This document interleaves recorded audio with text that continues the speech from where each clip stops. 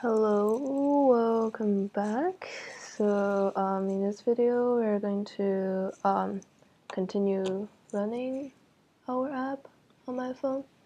So hopefully this time will work. I swear I didn't change any of this source code, so the result should be the same. So okay, now let's get our screen out. Although you cannot see, I'm tapping this button on my phone here.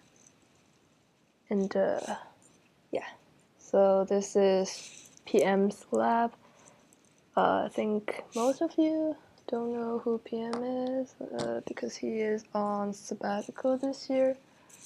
And probably by the time you're watching this video, this lab doesn't exist already. But it's good to know it had been here once. So, okay. In this video, I'm going to show you how to actually capture the photo our camera. Actually, how to display the photo our camera is capturing using this output sample buffer delegate. So now let's go to our camera view controller, and we're going to assign this class here as this delegate to our output. So yeah, our output is here, and let's actually create a new thread first, because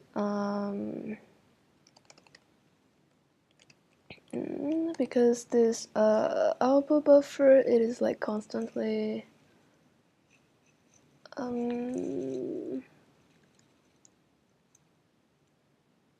getting data and processing data, so it needs its like own thread to run on.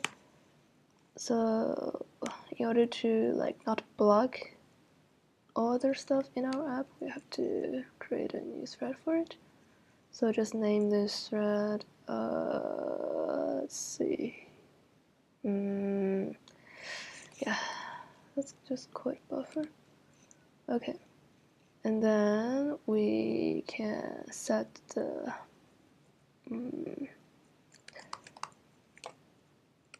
output buffer delegate now. So use this.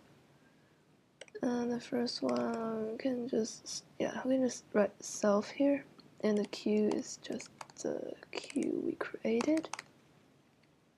Okay, so now since we assign ourselves to this like delegate, we have to abide by the protocol. So it is AV capture video data output sample buffer delegate. Pretty long. So next step is just implement the delegate method. So this delegate is going to tell the output what to do with the images it receives. So here you can see we have this method capture output did output sample buffer from connection. So this sample buffer here is the most important thing in this method, because this buffer literally like stores the batch of images we want. So the first step, we have to create a pixel buffer. Give it a type. CV pixel buffer, I think. Yeah, okay. And then we will get this pixel buffer from the sample buffer. So a pixel buffer is just one image, so it stores the pixel information of one image. So we are getting this one image from our sample buffer.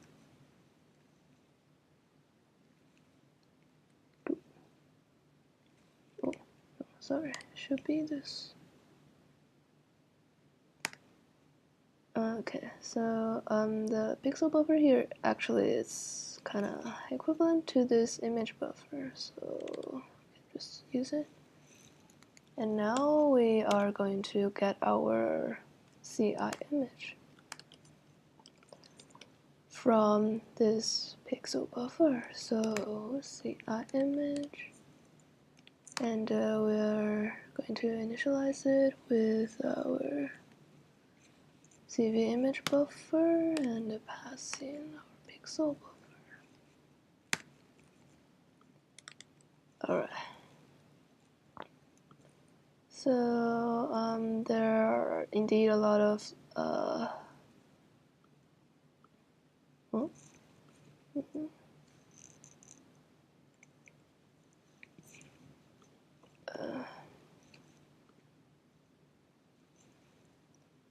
there are indeed a lot of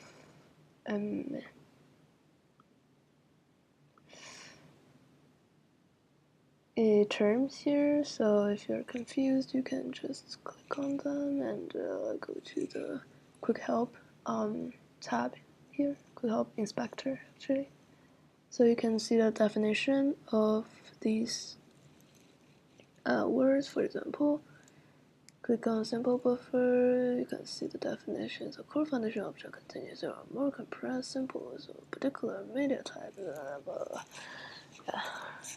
You only have to like briefly know what they are. So now we have a concrete image here. What we're going to do is have to convert it to UI image, because this is the only image type that an image view is willing to accept. But in order to do this, we first have to convert this CI image to a CG image. So first, let's create a CI context. So CI context is just a CI context, and then we will draw our CG image using this context. So CI context dot create CG image. We're going to use this one, and so the image is just our CI image above, and so this is basically just the size of the CI image. So we can just directly pass in the extent of our CI image. Okay. So the next step, we can finally get our UI image. Okay. So UI image, it has like a default initialization method from CG image. So we're going to use this one because we're actually going to rotate it 90 degrees to the right. This is because CG image. This is because the coordinate system of UIKit is actually different from the coordinate system used by core image. So in core image, the shorter side of the image is y-axis, but in our iPhone screen, the longer side is the y-axis. So they are actually like the XY axis are like in reverse order. So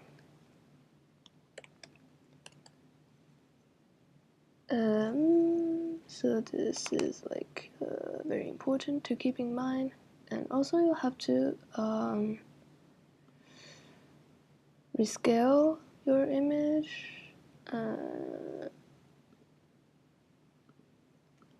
because the size of your phone and the input image, like they actually have different size. So the default image size from your output is 1000 times 750. So that's something important to keep in mind. And also, in order to like pass this UI image to our view controller, we have to create a global variable here. So for results, it has a type of UI image. Let's make it optional. So here we are just going to pass our UI image to our result variable. So okay, now we actually have to create an image view in our home screen to display our result. So as I said, the actual image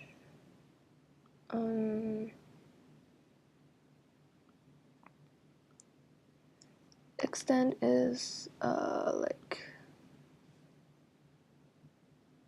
the ratio is 4:3. So when we create our display window, we also want the extent to be 4:3. And then let's just do this. Okay.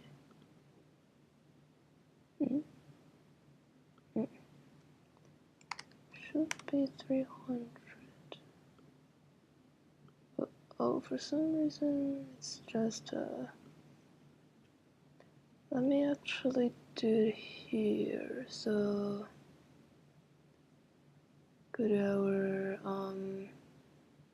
the size inspector and let's just change it to 300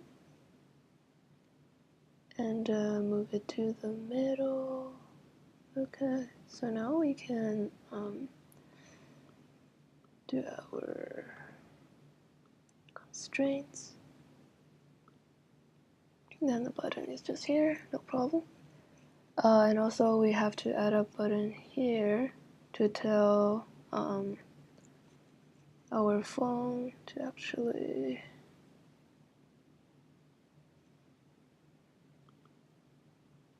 capture the image. So let's see.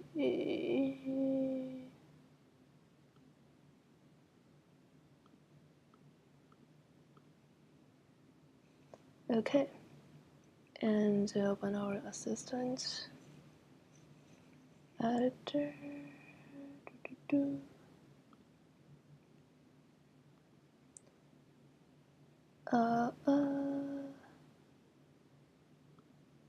Put our camera view and create a method for it.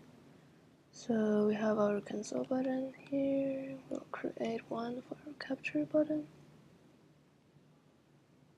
So action capture button tapped. Tapped.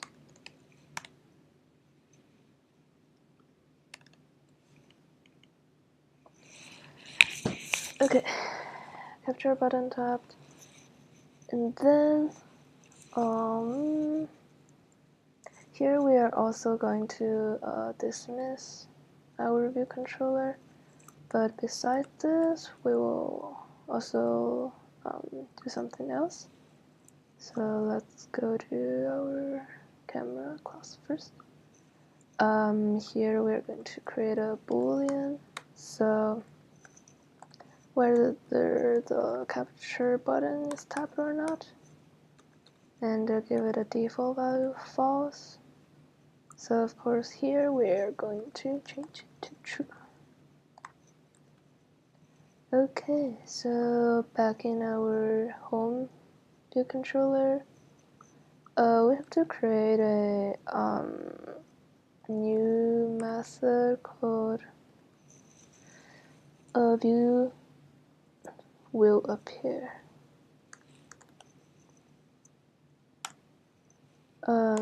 This is because since we're displaying this camera view controller like modularly, so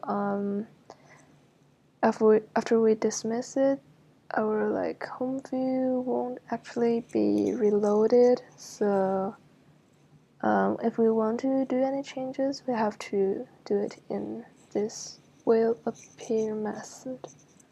So first let's check whether capture is true. So if it is true, let's first reset it back to false. And then we're going to assign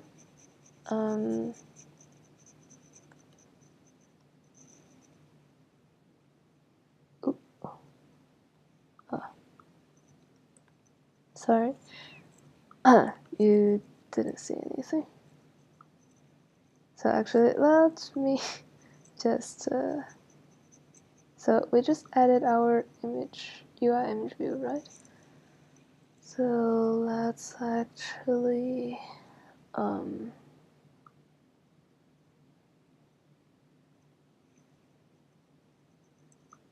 connect this to our view controller class here. So let's control and drag. Okay.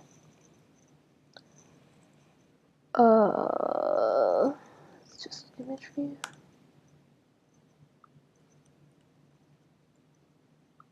Okay. Actually, let me recheck again the connections here. Okay, so I think all of the connections here are pretty healthy. And also, let me check the ones here too. Oh. Okay, well, there's two connections here. One is like duplicated, so we can just delete one. Alright, so I think we have fixed everything. Let's go back. Oh yeah, go back here. So now we can assume our image to our image view dot image equal to our global variable is called result. To capture unwrap that, I think. Alright, so that's basically it. If it's not like captured, then we just don't do anything. So okay, let's see whether this time it works.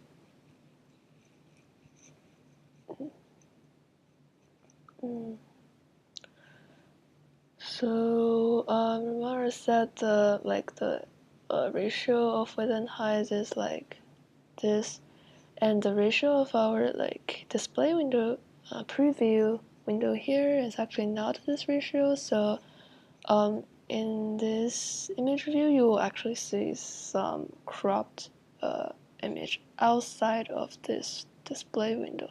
So some image content here and some image content here. So if you want to like really display the exact same image as shown in your preview layer, you have to like calculate the extent and crop the image yourself. So let's see. So tap the button and I see the PM flag and I take a picture. Alright, perfect. So let me do another time. Remember like this chair in our preview layer, the top margin, the top border and the top of the chair like is this distance, and the bottom of the chair and the bottom border of our layer is like this much distance. So remember that, and like the capture, so you can see like both the top margin and the bottom margin is like increased. So this means our like preview layer is actually like at the center of our image. So okay, I think yeah, that's pretty much it for today's video. We can easily convert this app into some more interesting applications. For example, we can create a QR code reader out of it, which is, I think I will just show that in the next video. So, okay, thank you for watching today. See you in the next video.